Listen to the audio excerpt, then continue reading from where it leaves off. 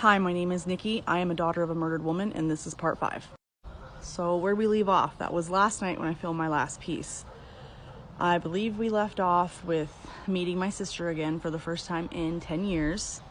And while meeting her, I meet her stepmom, Diane. It was a very surreal experience to see my sister 10 years later. Because in my mind, like I've said before, she was a little kid. And all of a sudden now she's a teenager. And I had to essentially meet her for the first time again. And for a couple weeks and months in my early 20s, and while she's a teen, I'm able to go down there periodically and form a bond with my sister again. And it was pretty cool. And in the couple times, I'd go down there on my days off and, we'd hang out, or I'd take her somewhere. I was also forming a bond with Diane. This is Russell Peterson's ex-wife, the first woman after my mom. And we'll become chummy, and she'll confide in me, and she will tell me some things about her time with Russell Bennett Peterson.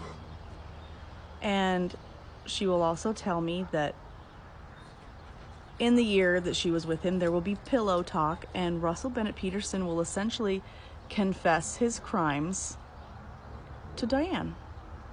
His crimes as in, he did murder my mother. He did take a shower before calling 911. He started laundry. He made phone calls. He staged the crime scene. He will confess these things to Diane. And I remember being in my early 20s and being told this, and just being that memory has held with me for 20 years. Just the fact that there's a confession out there. Somebody is aware of what he's done. It was probably 2003. It was either between 2003 and 2005. I didn't even have a cell phone yet. I had just graduated from high school a couple years earlier. I didn't know what to do with the information. I don't even think I asked her to go to the police. I didn't know what to do with the information. So I sat on it for 20 years. But let's not jump ahead.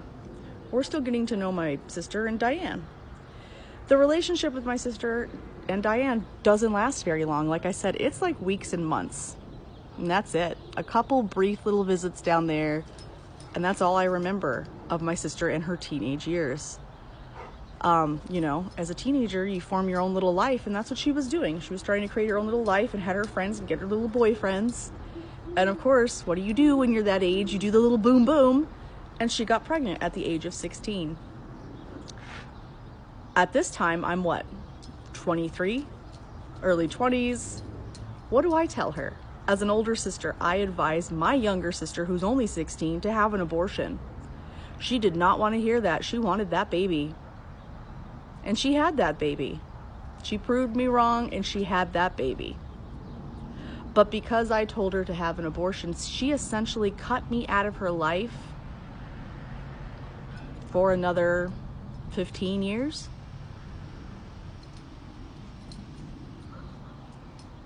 Yep. I do not know my sister. It's a question I get a lot. I really don't know her. I knew her from the ages of 1 to 3. I knew her for a brief, short months, weeks, when she was 14.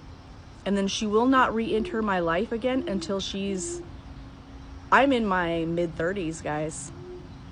So she had to have been late 20s, early 30s. She had just gone through some personal shit, but she was on the rise up. She was doing good, and she wanted to make connections with her family again, and she reached out. I was doing really good at this time.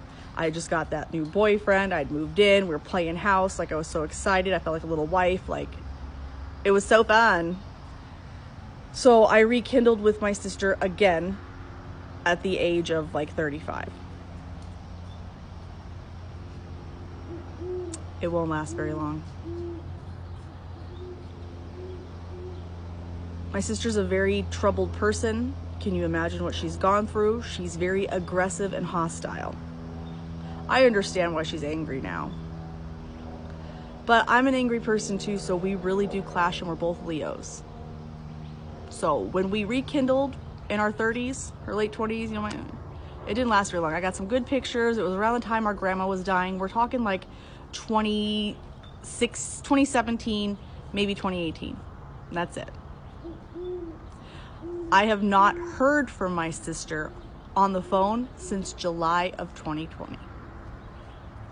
She will call me and tell me in July of 2020, we're talking 27 years after our mother's murder, and she will tell me that the Sedona Police Department just contacted her and they want her to perform a confrontation call with her father. They want her to be involved in the investigation.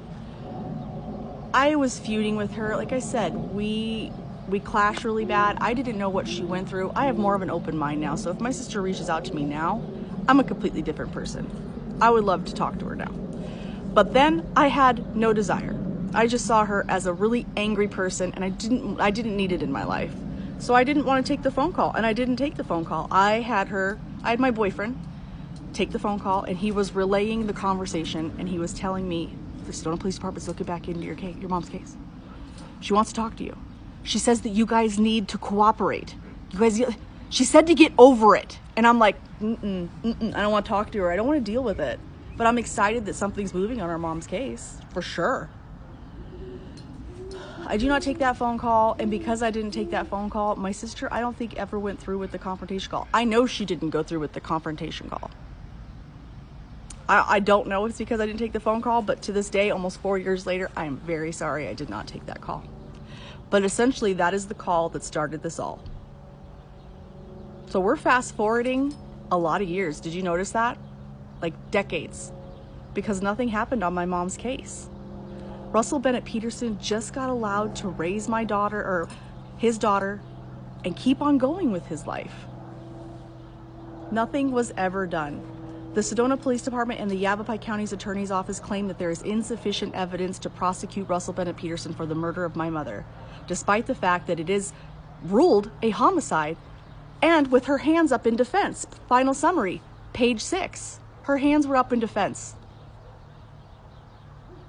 Despite that fact, they claim that there is insufficient evidence to prosecute the man. So essentially, by November of 1993, they were done investigating. My mom's case was pretty much closed, on a shelf. There you go, we're done. I was 11 years old by the time they stopped investigating. What am I supposed to do? I was a little kid, so I grew up. Moved on with my life. Became obsessed with true crime, always hoping my mom's case would be on it one day. It was in the 90s when I was a kid. It was American Justice and Cold Case Files with Bill Curtis. Bill Curtis, if you're old, you know. Watching that, you hear, oh my God, I will still watch old reruns with Bill Curtis just because his voice is so soothing, and I grew up with him. And I always pictured my mom's case being on one of those shows one day. I always hoped I had a cop that cared as much as those cops did in those episodes. I never did. I never got that. My mom never got that. But I will grow up becoming obsessed with true crime, but not being able to do anything about it. I'm not emotionally capable of going to law school, becoming a lawyer, becoming a police officer, to seeking some kind of justice in the criminal field for her. I wasn't able to do that. So I kind of just forgot about her and moved on with my life.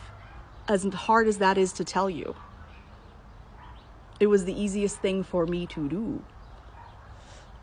So I don't pursue this. Essentially, that's why decades go by without me speaking on my mom's murder, because I had nothing to do with it. My Aunt Wendy was essentially me holding the torch for 30 years, trying to get the Sedona Police Department to look at this a little bit more, the Yavapai County Attorney's Office. She's written to all sorts of people, but she's writing to the people that don't want to help us. Apparently, you don't want to turn to the police, you want to turn to media to get the police to do their job. I don't know. It's really fucked. I had no idea this is what I was going to have to do. But anyway, my aunt was essentially obsessed with my mom's murder for 30 years. And she will keep the whole vault of case files. My grandma's case file, each case file she requested. She'll have paperwork, and lots of it. Bringing me around to how I got involved in my mom's murder investigation, that'll be part 6 next.